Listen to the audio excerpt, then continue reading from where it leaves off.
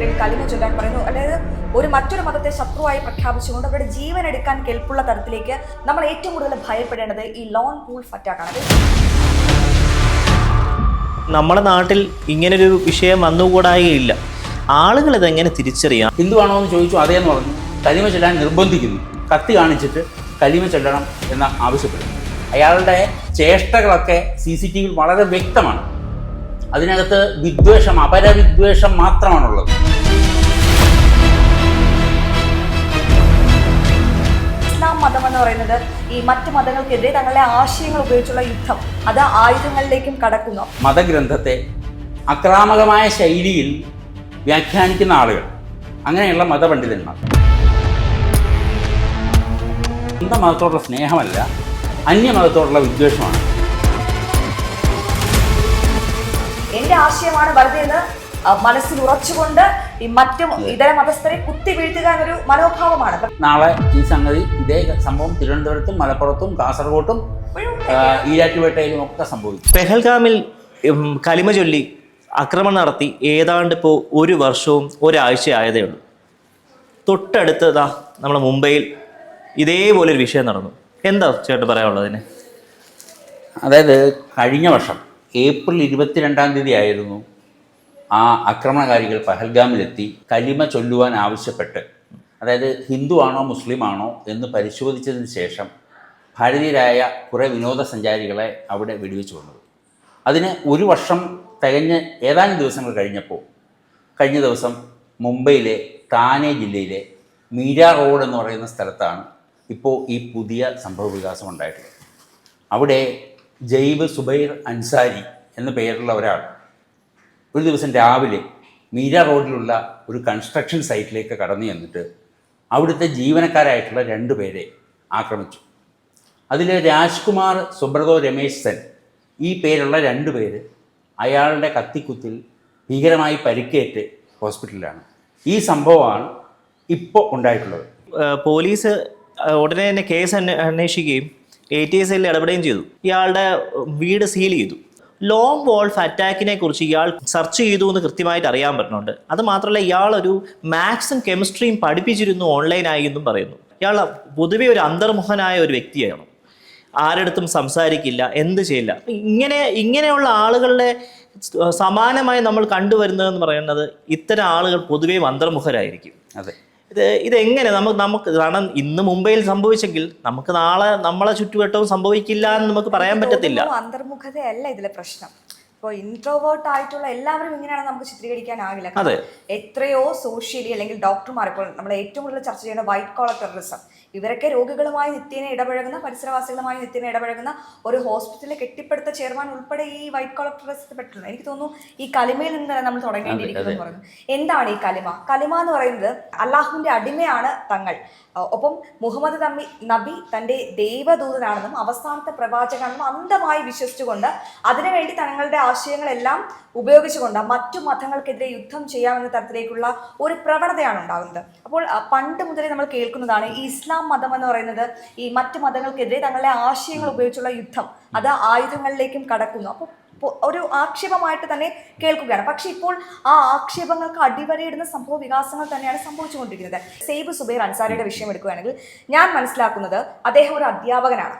അദ്ദേഹം നമ്മളിപ്പോൾ സംഘടിത ആക്രമണം കാണാറുണ്ട്. ഇപ്പോൾ പറഞ്ഞതുപോലെ ലോൺ വൂൾഫ് അറ്റാക്ക്. എൻ്റെ ഒരു അഭിപ്രായം എന്ന് വെച്ചാൽ നമ്മൾ ഏറ്റവും കൂടുതൽ ഭയപ്പെടേണ്ടത് ഈ ലോൺ വൂൾഫ് അറ്റാക്കാണ്. അതായത് സംഘടിത ആക്രമണങ്ങളെക്കാൾ നമ്മൾ കൂടുതൽ ജാഗരൂകരാകേണ്ടത് ഇത്തരത്തിൽ ഒറ്റപ്പെട്ട ആക്രമണങ്ങളാണ്. ഇതൊരു ഒറ്റപ്പെട്ട സംഭവമല്ല. കാരണം ഒരാൾ ആയുധം കയ്യിലെടുക്കുന്നു, മതത്തിന്റെ പേരിൽ കലിമ ചൊല്ലാൻ പറയുന്നു, അതായത് മറ്റൊരു മതത്തെ ശത്രുവായി പ്രഖ്യാപിച്ചുകൊണ്ട് അവരുടെ ജീവൻ എടുക്കാൻ കെൽപ്പുള്ള തരത്തിലേക്ക് അവരെ അന്ധമായി അവരുടെ തലച്ചോറ് അതിലേക്ക് പ്രവർത്തിക്കുന്നതാണ്. മറ്റൊരു കാര്യം അടിവരയിട്ട് പറയേണ്ടത് ഡിജിറ്റൽ ടെററിസം അത് എത്രത്തോളം വളർന്നു എന്നതാണ്. ഒരുപക്ഷെ നമ്മൾ പണ്ട് ഈ ക്യാമ്പുകളിൽ, ഈ ഭീകരവാദ ക്യാമ്പുകളിൽ മാസങ്ങളും വർഷങ്ങളും എടുത്തായിരിക്കും ഇവരെ ഓരോ കാര്യങ്ങൾ പഠിക്കുന്നത്. പക്ഷെ അതിനേക്കാൾ എത്രയോ എളുപ്പമാണിപ്പോൾ ഡിജിറ്റൽ മീഡിയ വഴി അല്ലെങ്കിൽ ത്രൂ ഇന്റർനെറ്റ് വഴി എത്ര പെട്ടെന്നാണ് വളരെ മാനസികമായി അവരെ കീഴ്പ്പെടുത്തി അവരുടെ ആശയങ്ങൾ വിലക്കി വാങ്ങി ഒരു കൊലപാതകയായി അവരെ ഈ സമൂഹത്തിലേക്ക് അഴിച്ചുവിടുന്നത്, അല്ലേ? അതെ അതെ. ഇപ്പോൾ അശ്വതി പറഞ്ഞതുപോലെ ഈ കലിമയിൽ നിന്നാണ് എല്ലാം തുടങ്ങേണ്ടത്. നമ്മൾ ഈ ആധുനിക ചരിത്രത്തിൽ, ഇന്ത്യയുടെ ആധുനിക ചരിത്രത്തിൽ ഈ കലിമ ചൊല്ലാൻ ആവശ്യപ്പെട്ട് ഹിന്ദുവാണോ മുസ്ലിമാണോ എന്ന് തിരിച്ചറിഞ്ഞ് കൊല ചെയ്ത സംഭവം എന്ന് പറയുന്നത് 1947 ഈ പഠാണികൾ കാശ്മീർ ആക്രമിച്ച, അതായത് ഗോത്രവർഗ്ഗക്കാർ, പാകിസ്ഥാനിലെ ഗോത്രവർഗ്ഗക്കാർ കാശ്മീർ ആക്രമിച്ച ഒരു സംഭവ വികാസമാണ്. അതിനെ സംബന്ധിച്ച് ധാരാളം എഴുത്തുകളും സാക്ഷി മൊഴികളും ഒക്കെ ഉണ്ടായിട്ടുണ്ട്. അവർ മുസാഫറാബാദ് ആക്രമിച്ചപ്പോൾ ഈ പഠാൻ ഗോത്രക്കാർ ഏതാണ്ട് 2000 പേരോളം വരുന്ന ഒരു സംഘം ആക്രമിച്ചപ്പോൾ അവിടെ ഉണ്ടായിരുന്ന നിരായുധരായിട്ടുണ്ടായിരുന്ന ഹിന്ദുക്കളോടും സിഖുകാരോടും ഈ ഷഹാദത്ത് കലിമ ചൊല്ലാൻ, വിശ്വാസവാക്യം, സാക്ഷ്യവാക്യം ചൊല്ലാൻ ആവശ്യപ്പെട്ടു. പലർക്കും ചൊല്ലാൻ പറ്റിയില്ല, ഇതിൻ്റെ പൂർണ്ണരൂപം ചൊല്ലാൻ പറ്റിയില്ല. ഈ ലാ ഇലാഹ ഇല്ലല്ലാഹ് മുഹമ്മദുർ റസൂലുള്ളാഹ് എന്ന് പറയാൻ പറ്റും, പക്ഷേ അതിൻ്റെ പൂർണ്ണരൂപം ചൊല്ലുവാൻ, അതിൻ്റെ ടോണിൽ ചൊല്ലുവാൻ പറ്റാതിരുന്നപ്പോൾ ഇത് മുസ്ലിം അല്ല എന്ന് മനസ്സിലാക്കി അവരെ കൊല ചെയ്തതായിട്ട് BBC തന്നെ ഇപ്പോഴും അതിന് അനുസരിച്ചുള്ള ലേഖനങ്ങൾ കിടപ്പുണ്ട്. അതിനുശേഷം കാശ്മീരി പണ്ഡിറ്റുകൾക്കെതിരായിട്ടുണ്ടായിട്ടുള്ള ആ ഭീകരാക്രമണങ്ങളിൽ നിരവധി തവണ ഈ കലിമ ചൊല്ലാൻ ആവശ്യപ്പെട്ടതിന് ശേഷം കൊലപ്പെടുത്തിയിട്ടുള്ള സംഭവങ്ങളുണ്ടായിട്ടുണ്ട്. വിദേശ രാജ്യങ്ങളിൽ ISISന്റെ കൊലപാതകങ്ങൾ നടക്കുമ്പോൾ, നൈജീരിയയിൽ ബോക്കോ ഹറാമിൻ്റെ കൊലപാതകങ്ങൾ നടക്കുമ്പോൾ അവിടെയൊക്കെ ഈ കലിമ ചൊല്ലാൻ ആവശ്യപ്പെട്ടതിന് ശേഷം ചൊല്ലുവാൻ പറ്റാത്ത ആളുകളോട് അവരെ കൊന്നിട്ടുള്ള സംഭവങ്ങൾ ഉണ്ടായിട്ടുണ്ട്. ഇപ്പോൾ ഇവിടെ സംഭവിച്ചിരിക്കുന്നത് മറ്റൊരു ടേം കൂടി ആദ്യമായിട്ട് ഇന്ത്യയിൽ കടന്നു വന്നിരിക്കുകയാണ്, ഈ ലോൺ വൂൾഫ് അറ്റാക്ക് എന്ന് പറയുന്നത്, ഒറ്റച്ചെന്നായ ആക്രമണം. അങ്ങനെ വേണമെങ്കിൽ അതിനെ നമുക്ക് മലയാളീകരിക്കാം. നേരത്തെ വിദേശ രാജ്യങ്ങളിൽ, ഇസ്രായേലിൽ ഒക്കെ നിരന്തരം നടന്നിട്ടുള്ള, അതായത് യൂറോപ്യൻ രാജ്യങ്ങളിലും അമേരിക്കയിലും ബ്രിട്ടനിലും ഇസ്രായേലിലും നടന്നിട്ടുള്ള പല ആക്രമണങ്ങളും, അതായത് നൈഫ് ഇന്തിഫാദ എന്ന് പറയുന്ന ഒരു ടേം തന്നെ. ഇന്തിഫാദ എന്ന് പറയുന്നത് അവിടുത്തെ ഇസ്രായേലിനെതിരായിട്ട് പാലസ്തീനിയൻ തീവ്രവാദികൾ 2 ഘട്ടങ്ങളിലായി നടത്തിയ ഒരു വളരെ ഡീറ്റെയിൽഡ് ആയിട്ടുള്ള ഒരു തീവ്രവാദ പ്രവർത്തനമാണ്. അതിനെ അവസാനം സംഘടിത രൂപത്തിൽ നിന്ന് മാറി നൈഫ് ഇന്തിഫാദ എന്ന് പറയുന്ന ഒരു ടേം തന്നെ ഈ പാലസ്തീനിയൻ തീവ്രവാദികൾ അല്ലെങ്കിൽ പാലസ്തീനിയൻ പക്ഷപാതികൾ ആഗോളതലത്തിൽ വികസിപ്പിച്ചെടുത്തിട്ടുണ്ട്. അതിൻ്റെ മറ്റൊരു വേർഷനാണ് ഇപ്പോൾ നമ്മുടെ തൊട്ടു മുമ്പിൽ, അതായത് മുംബൈയിലാണെങ്കിലും നമ്മുടെ തൊട്ടു മുമ്പിലാണ് എത്തിച്ചേർന്നിരിക്കുന്നത്. ഇങ്ങനെ ഈ ഒറ്റച്ചെന്നായായിട്ടിരിക്കുന്ന ആളുകൾക്ക് ഒരു കമാൻഡർ ഉണ്ടാവില്ല. അവർക്കൊരു ആശയത്തോടായിരിക്കും പ്രതിബദ്ധത. ഈ സാക്കിർ നായിക്കിനെ പോലെയുള്ള ആളുകളുടെ, അതായത് മതഗ്രന്ഥത്തെ ആക്രാമകമായ ശൈലിയിൽ വ്യാഖ്യാനിക്കുന്ന ആളുകൾ, അങ്ങനെയുള്ള മതപണ്ഡിതന്മാർ, ആ മതപണ്ഡിതന്മാരുടെ ഈ എന്താ പറയുക പ്രബോധനങ്ങൾ ഇങ്ങനെ കേട്ട് അന്യമത വിദ്വേഷം തലയിലേക്ക് ഇങ്ങനെ ഇടിച്ചു കയറി അവരാണ് ഈ ഇത്തരത്തിലുള്ള ഒറ്റച്ചെന്നായ്ക്കളാകുന്നത്. അവർക്ക് ഏറ്റവും പ്രധാനമായിട്ട് സ്വന്തം മതത്തോടുള്ള സ്നേഹമല്ല, അന്യമതത്തോടുള്ള വിദ്വേഷമാണ്.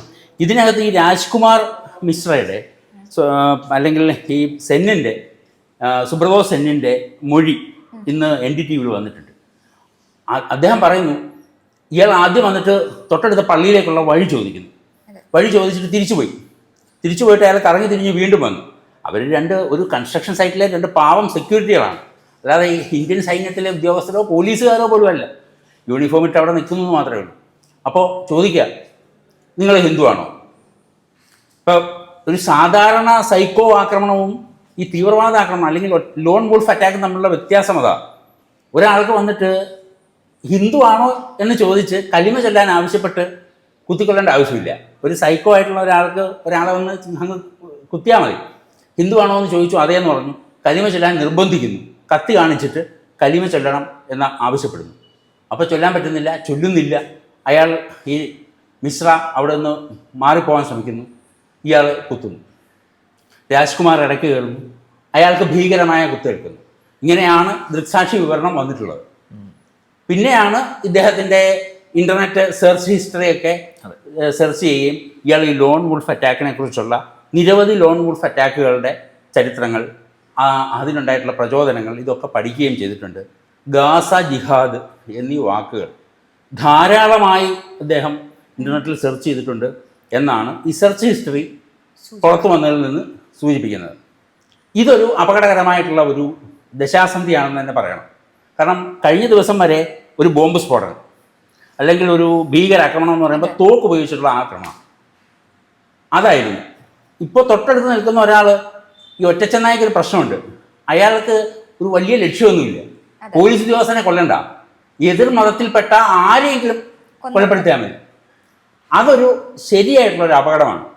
പിന്നെ അശ്വതി പറഞ്ഞതുപോലെ മറ്റൊരു കാര്യം, ഡിജിറ്റൽ ടെററിസം. അതിനെ നിയന്ത്രിക്കാൻ നിലവിൽ സംവിധാനങ്ങളൊന്നുമില്ല.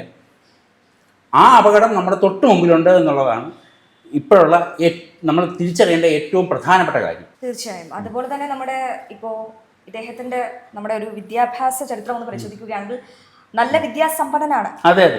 അപ്പോ അതായത് എത്ര മൂഢനാണെന്ന് കൂടി ചിന്തിക്കൂ. അതായത് ഈ ഇത്തരത്തിലുള്ള രീതിയിൽ തന്റെ മതപരമായ ആശയങ്ങളിൽ വിശ്വസിച്ചുകൊണ്ട് മറ്റുള്ള മതത്തിൽപ്പെട്ടവരെ കൊന്നൊടുക്കിയാൽ തനിക്ക് സ്വർഗത്തിൽ പോകാമെന്നാണ് ഇത്തരക്കാർ വിശ്വസിക്കുന്നത്. അപ്പോൾ എത്ര വിദ്യ അദ്ദേഹം ഗെയിൻ ചെയ്തിട്ടും അദ്ദേഹം പോകുന്നത് ഇത്തരത്തിലുള്ള ഒരു മൂഢ ചിന്താഗതിയിലേക്കാണ്. അപ്പോൾ ഇപ്പോൾ പലപ്പോഴും നമ്മൾ കേൾക്കാറുണ്ട്, അല്ലെങ്കിൽ ഇത്തരത്തിൽ ആക്രമണം നടത്തുന്നവർക്ക് മാനസികപരമായ പ്രശ്നങ്ങൾ. എന്ത് മാനസികപരമായ പ്രശ്നങ്ങൾ എന്നാണ് പറയുന്നത്? അത്തരം ആളുകളെ എങ്ങനെ തിരിച്ചറിയും? കാരണം ഇതുപോലെയുള്ള സമാനമായ വിഷയങ്ങളിലൂടെ നടക്കുമ്പോഴും ഗവൺമെന്റും പോലീസും പറയുന്ന ഇയാൾക്ക് മാനസികമായ പ്രശ്നമുണ്ട് എന്നാണ് പറയുന്നത്. ഇതിനോട് ചേർത്ത് വെക്കാൻ പറ്റില്ലെങ്കിലും ഇതിന് സമാനമായ ഒരു വിഷയം ഗുരുവായൂരുണ്ടായി. അന്നും പറഞ്ഞത് അയാൾക്ക് മാനസികമായ പ്രശ്നമുള്ള ആളെന്നാണ്. പക്ഷെ നമ്മൾ എങ്ങനെ ഇങ്ങനൊരു വ്യക്തിയെ, കാരണം നമ്മളിടയിൽ ഇങ്ങനൊരു വ്യക്തി ഉണ്ടെങ്കിൽ എങ്ങനെ ഇതിനെ തിരിച്ചറിയാം?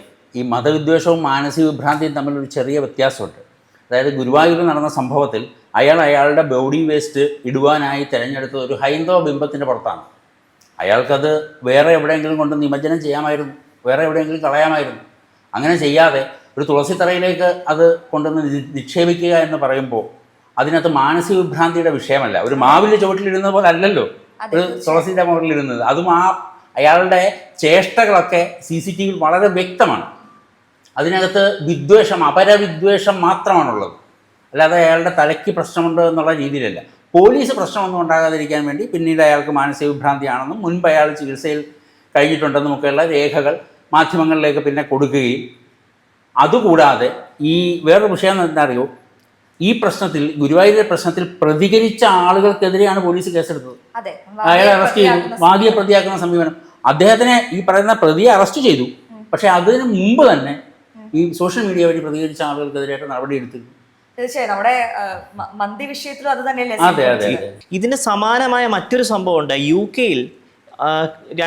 രണ്ട് മാസം മുമ്പ് ഈ നെറ്റിൽ വന്ന ഒരു വാർത്തയാണ്. പല ഇന്റർനാഷണൽ മീഡിയയിൽ അത് വന്നിട്ടുണ്ടായിരുന്നു. അതായത് ഒരു റെസ്റ്റോറൻറ്റ് നടത്തിയത് ഒരു പഞ്ചാബി ഫാമിലി.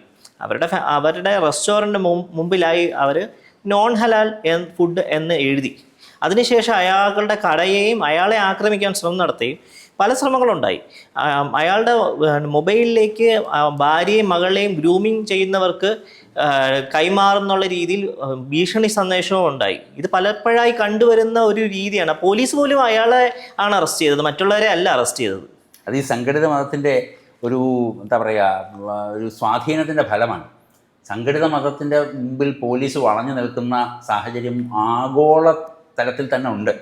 പിന്നെ ഈ ഗ്രൂമിംഗ് എന്ന് പറയുന്നത് UK ഈ എന്താ പറയുക, ടെററിസ്റ്റുകളുടെ അല്ലെങ്കിൽ ജിഹാദികളുടെ ഏറ്റവും കാതലായിട്ടുള്ള ആയുധമാണ്. ആ ആയുധം ഉപയോഗിച്ചിട്ടാണ് അവർ പെൺകുട്ടികളെ വലയിലാക്കുന്നതിലൂടെ അവരുടെ കുടുംബങ്ങളെ തകർക്കുന്നത്, അങ്ങനെ ചെയ്യുന്നത്. അത്തരത്തിലുള്ള സംഭവങ്ങൾ ധാരാളം ഉണ്ടായിട്ടുണ്ട്. ഇന്ത്യയിൽ നമ്മൾ സദാ ജാഗരൂകരായിട്ട് ഇരുന്നിട്ട് ഇത്രയും ലവ് ജിഹാദ് കേസുകൾ ഉണ്ടാകുന്നു. അപ്പോൾ UK പോലെ, അമേരിക്ക പോലെ വല്ലാതെ തുറന്നിട്ടിരിക്കുന്ന ഒരു സമൂഹത്തിൽ എന്തായിരിക്കും അവസ്ഥ? എന്താണ് ഗ്രൂമിംഗ് എന്നൊന്ന് വ്യക്തമാക്കാമോ? ഗ്രൂമിംഗ് എന്ന് പറയുന്നത് ഇപ്പോൾ UK കോണ്ടെക്സ്റ്റിൽ എടുക്കുകയാണെങ്കിൽ, ഇപ്പോൾ ഒരു പെൺകുട്ടിയെ ലക്ഷ്യമിട്ട്, സ്ത്രീ ആണ് അതിനകത്ത് ഇര, ആ ഇരയെ ലക്ഷ്യമിട്ട് ഒരു സംഘം ആളുകൾ, നമ്മൾ വളയ്ക്കുക എന്നൊക്കെ പറയില്ലേ, ആ രീതിയിൽ അതെനിക്ക് തോന്നുന്നു അത് ഏറ്റവും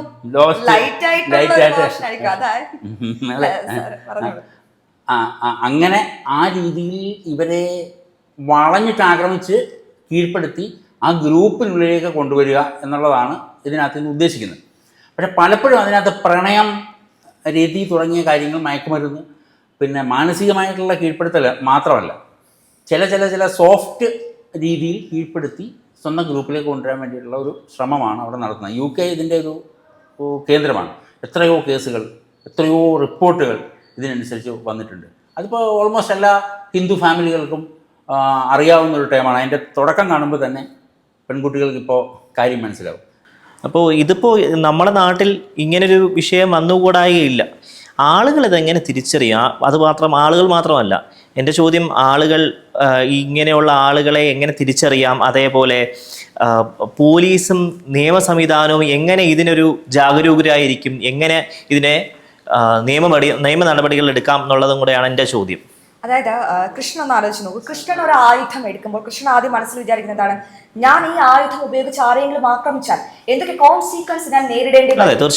തീർച്ചയായും ഇവിടെ ഈ ആക്രമിക്കാൻ അങ്ങനൊരു ചിന്തയില്ല. എന്റെ ആശയമാണ് വലുത്, എനിക്ക് എന്ത് നിയമം, എന്റെ ആശയമാണ് വലുത് എന്ന് മനസ്സിൽ ഉറച്ചുകൊണ്ട് ഈ മറ്റും ഇതര മതസ്ഥരെ കുത്തി വീഴ്ത്തുക എന്നൊരു മനോഭാവമാണ്. പ്രത്യേകിച്ച് ഇവിടെ എടുത്തു പറയേണ്ടത് ഇദ്ദേഹം ഒരു അധ്യാപകനാണ്. അപ്പം എത്ര കുട്ടികളെ ഇദ്ദേഹം ബ്രെയിൻ സ്റ്റോം ചെയ്യുന്നുണ്ട്.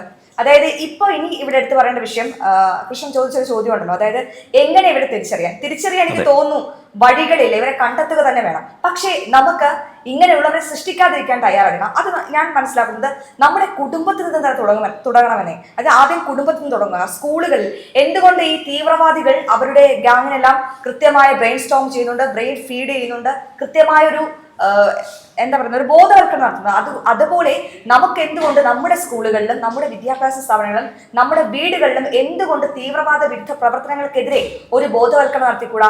എന്തുകൊണ്ട് അങ്ങനെയുള്ള അധ്യായങ്ങൾ ഈ പാഠപുസ്തകങ്ങളിൽ പരാമർശിക്കപ്പെടുന്നില്ല? അപ്പോൾ കുഞ്ഞിന് മുളയിലേ തുടങ്ങണമെന്നേ, അവിടെയാണ് ഇതിന്റെ പോയിന്റ്. അപ്പോൾ ഇതിനെപ്പറ്റിയൊന്നും ധാരണയില്ലാത്തവരാണ് അല്ലെങ്കിൽ ഇത്തരത്തിലുള്ള ആശയങ്ങൾ, പിന്നെ ഒറ്റപ്പെടുന്നവർ, നേരത്തെ പറഞ്ഞു നമ്മൾ ഇൻട്രോവേർട്സ് ആണ് ഇതിൽ കൂടുതൽ അകപ്പെടുന്നത്. ശരിയായിരിക്കാം, ഇപ്പോൾ ഒരു 100% ആൾക്കാരായിട്ട് ഒരു 75% ഒരുപക്ഷെ ഇൻട്രോവേർട്സ് ആക്കും.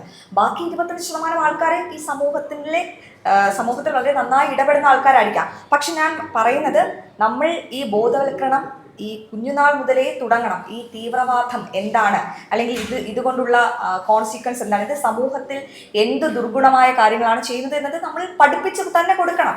അല്ലാതെ ഇത്തരക്കാരെ കണ്ടുപിടിക്കാൻ എനിക്ക് തോന്നുന്നില്ല. ഒരു കുറ്റം അല്ലെങ്കിൽ ഒരു വലിയ സ്ഫോടനം അല്ലെങ്കിൽ വലിയൊരു ആക്രമണം നടന്നതിന് ശേഷമായിരിക്കും നമ്മൾ ഇതിലെ പ്രതികളെ പറ്റി അന്വേഷിക്കുന്നത്.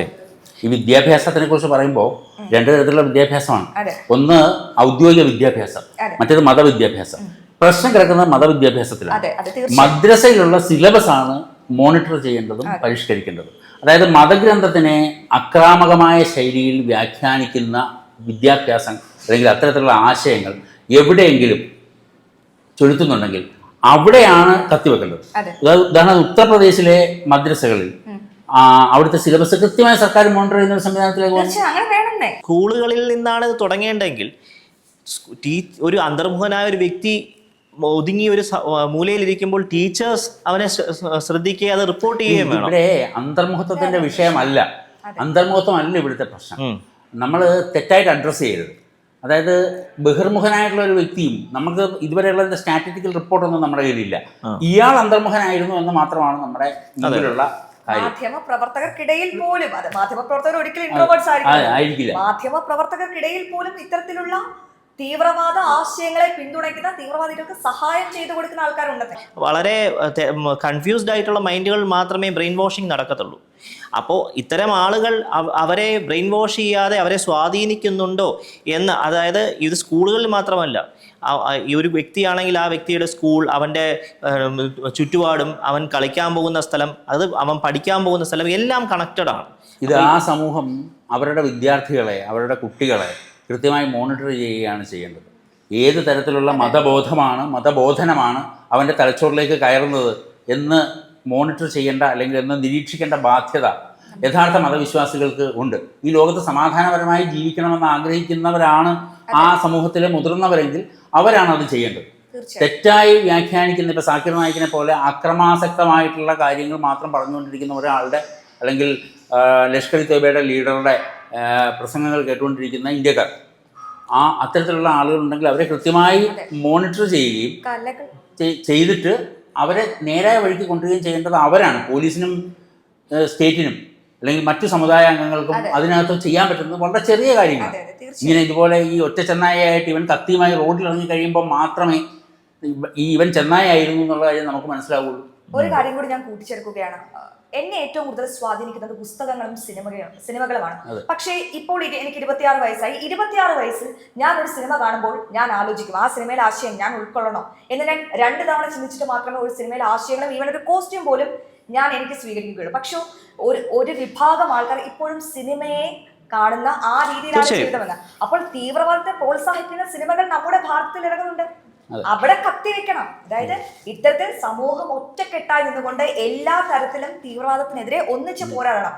തീവ്രവാദത്തിനെതിരെയുള്ള ഒരു സിനിമ ചെയ്യുന്നേ, അതിന്റെ കോൺസിക്വൻസ് പറഞ്ഞുകൊണ്ടൊരു സിനിമ ചെയ്യുന്നേ, അത് കാണാം. ഒരു ബ്രൂസ്ലി ഒരു സിനിമ കണ്ടിട്ട് ആ കണ്ണാടിന് മുമ്പേ പോയിരുന്ന അതേ ആക്ഷൻ കാണിക്കുന്നത് തുടങ്ങും ഈ പറയുന്ന. അതെ, തീർച്ചയായും. അപ്പോ നമ്മൾ ഒരു വിഭാഗം മാത്രമല്ല, നാനാ വിഭാഗങ്ങളും ഒറ്റക്കെട്ടായി നിന്നുകൊണ്ട് ഇപ്പോഴേ തുടങ്ങണം, ഇന്നെങ്കിലും തുടങ്ങണം, ഈ നിമിഷം മുതൽ തുടങ്ങണമെന്നാണ് എന്റെ ഒരു ടേക്ക് എന്ന് പറയുന്നത്. ഇല്ലെങ്കിൽ നാളെ ഈ സംഗതി, ഇതേ സംഭവം തിരുവനന്തപുരത്തും മലപ്പുറത്തും കാസർഗോട്ടും ഈരാറ്റുപേട്ടയിലും ഒക്കെ സംഭവിക്കും.